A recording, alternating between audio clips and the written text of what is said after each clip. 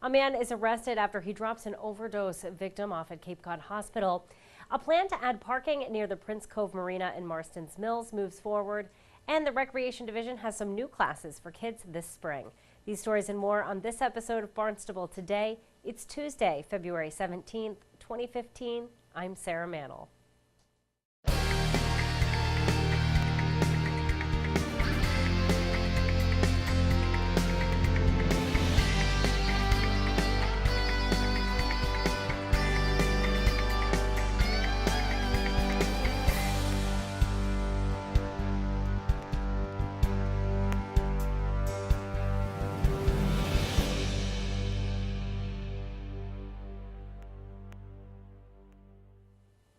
A Mattapan man is in custody after police say he dropped off an overdose victim at Cape Cod Hospital Sunday and then took off.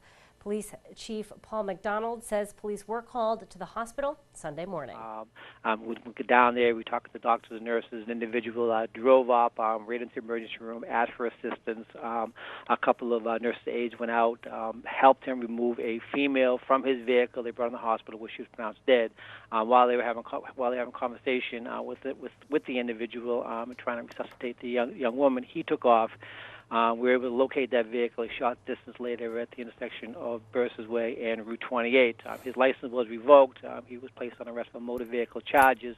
And upon search of the car, we found a pound of weed, approximately $5,000 in cash, and some cutting agent that you would use to cut heroin and cocaine with. He was held at the PD until Monday morning with $10,000 cash bail, and he was released yesterday for $5,000 cash bail.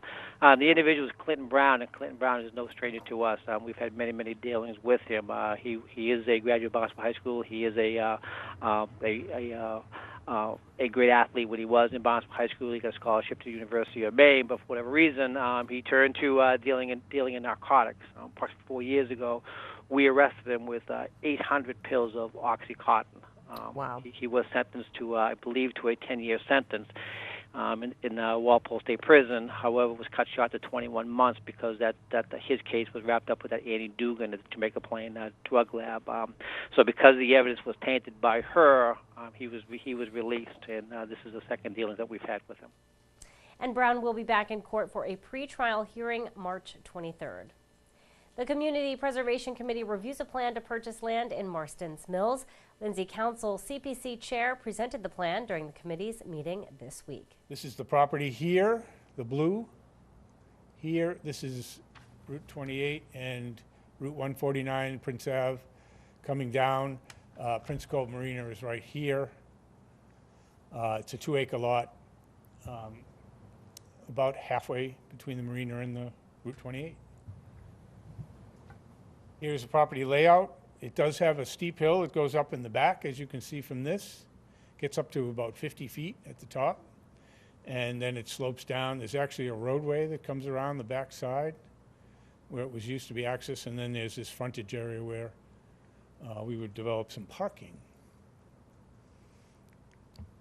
And this would provide access for this way to water down the street, and it would provide parking for the marina, the rebuilt boat ramp, mooring area, seasonal shellfish beds, and anyone who would canoe and kayak in the area. Project timeline, we've scheduled a closing going forward in June of this year. We start developing plans for the site and developing a budget over next fall and winter. And in a year from now, come forward with a CIP request for improvements that would have to go into the municipal budget. We would still be looking, I haven't identified any additional funding that may come back here, or it may be included in the CIP request, and we'd start construction in the fall of 2016. The acquisition here would be $300,000. Anticipate there would be a need to build a sidewalk to accompany this project to access the marina, and I did a rough landscape estimate without going on the site to build the parking lot, and landscaping might run you as much as $125,000. So the total cost would be $625,000. And And here is the sidewalk. The subject property is here. And it was looked at by Department of Public Works staff, and they said you could build a sidewalk on either side. Each has its own unique conditions. You'd be actually need a sidewalk and a rail fence here where this bank is, maybe some slope stabilization. On the opposite side of the road, down by the land trust property, you might need to put in some sheet piling to get around that tight corner there. Here's the marina here, and the boat ramp is here, so you would access along the Prince Ave to go back and forth. Here's a view of the property. This is where the parking area would be. Not a very good view through that bush. Unfortunately, when I put this together, we had no photographs, but the appraiser happened to have a few of these. So all these ones without snow were taken by him when he was appraising the property. Here's the view looking north, and the property is right here. Here's the view looking up the hill. Here's the view from the hill. It gets up there quite high, and the back of the property would be, left alone.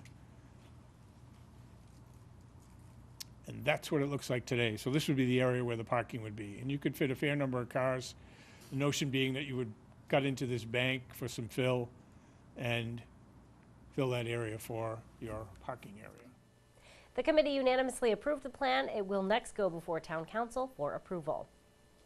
The Recreation Division is introducing new sports to its spring lineup.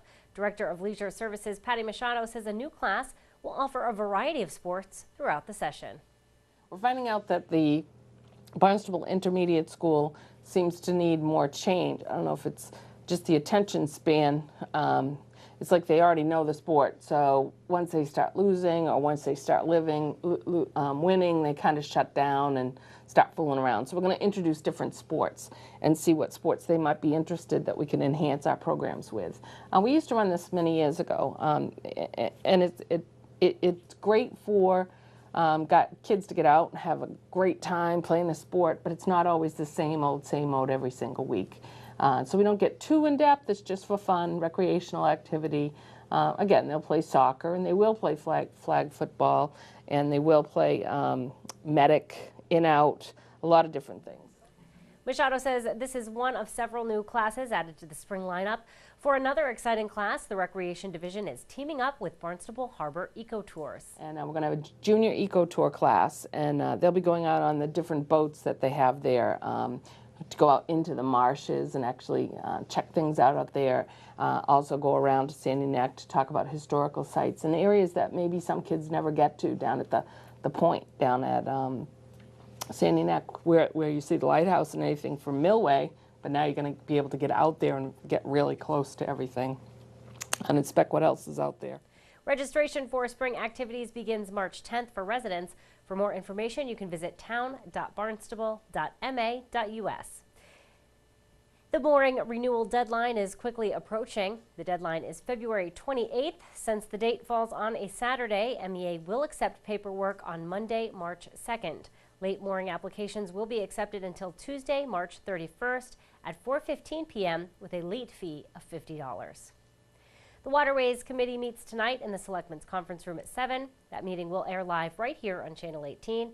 A detailed agenda can be found on the town's website. Well, be sure to tune in to our hour-long news program, Barnstable This Morning, weekdays at 7 a.m. On tomorrow's show, we will get an update on the 2016 Capital Improvement Plan with Finance Director Mark Milne. We'll also chat with Director of Growth Management Joanne Miller-Buntich.